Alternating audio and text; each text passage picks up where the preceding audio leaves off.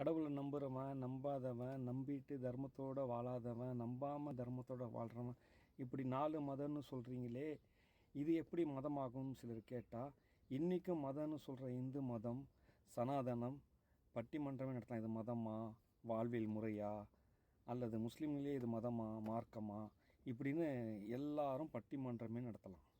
இருந்தாலும் மதம் என்ற ஒரு பெயரில் நம்ம உணர்கிறோம். அப்படின்றதுனால இதை ஒரு மதம்னு நம்ம இதை நாளாக சுருக்கிட்டாலும், அப்போ வாழ்வியல் முறைனா அது எப்படி, அதையும் நம்ம நாளால் சுருக்கிடலாம்.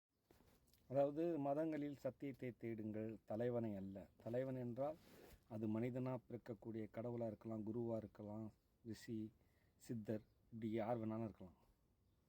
2வது, அதாவது இல்லை, மனிதர்கள் தான் கடவுள், அவங்க தான் சாமி, இதில் சத்தியம்லாம் கிடையாது, இதுதான் சத்தியம்னு சொல்லக்கூடியது 2வது.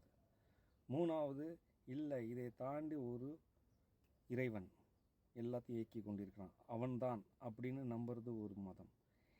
இது 4வது எதுவுமே இதெல்லாம் இல்லை, இதெல்லாம் நம்ம இயற்கைக்கு உட்பட்டது, இப்படி வாழ்கிறது 4வது. இதுக்கு மேலே ஒன்றும் கிடையாது.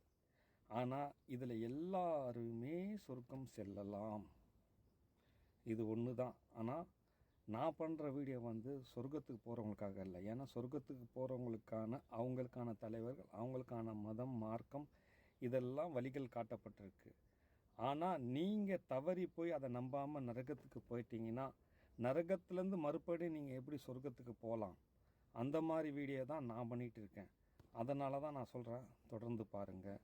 உலக மக்களின் மாம்டேடு திருத்தமிழ் வாழ்க, வாழ்க திருத்தமிழ் சகோ. வணக்கம்.